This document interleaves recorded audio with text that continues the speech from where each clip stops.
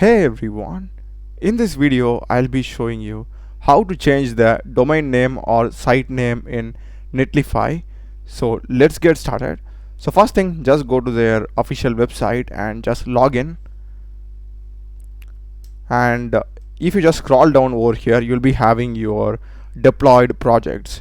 So just go to any of these projects and you'll be having option called as site configuration over here and here also. Click that, and if you just scroll down over here we'll be having option called as change site name.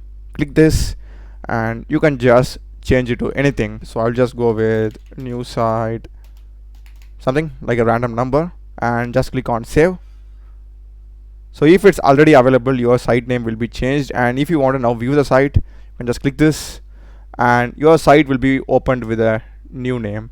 So that's the video, guys. I hope you have found it useful. Do check the playlist of my channel, a lot of videos in programming and AI tools. Subscribe me. Thanks for watching.